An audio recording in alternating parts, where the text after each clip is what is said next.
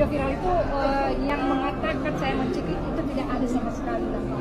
Tidak pernah saya mau mencekik orang. Saya hanya menyuruh pramugarinya untuk bergeser supaya penumpang yang lain bisa masuk pada saat itu. Jadi inilah ya media sosial juga. Dan saat itu saya hanya karena mau membantu seorang bapak tua yang tidak ingin bagasinya, barangnya, tasnya dibagasikan karena dia akan transit ke Padang. Dalam soal menunggu barang di tempat menunggu bagasi kan 1 jam kan, bisa lah dia nggak ke dapatkan pesawat, nyangkut pesawat tadi dia akan hangus tiketnya.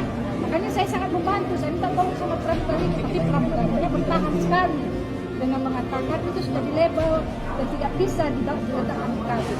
Makanya pada saat itu saya bilang, tolong aja, kasih yang bapak ini kan tua, tidak bawa maaf, itu aja. Tapi mungkin ada yang videokan saya dari belakang yang menunjukkan bahwa saya mencekik.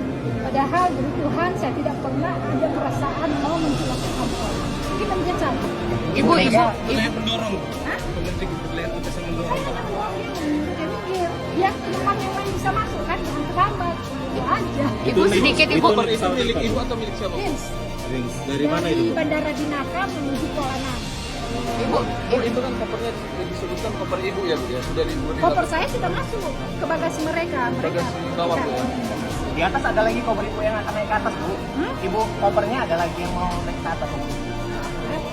Udah saya tinggalkan tempat penerbangannya, masalah sama bapak tua ini yang akan berangkat ke Padang karena dia akan transit. Dia takut tasnya tidak akan bisa dia tunggu karena masalah menunggu bagasi ini kan kurang lebih 1 jam itu Pak di ruang tunggu bagasi di Kuala Namu. Pihak Lion Air bakalan menemukan. Saya tidak tahu, yang penting saya akan ceritakan sesungguhnya kejadian apa yang sedang terjadi pada saat itu.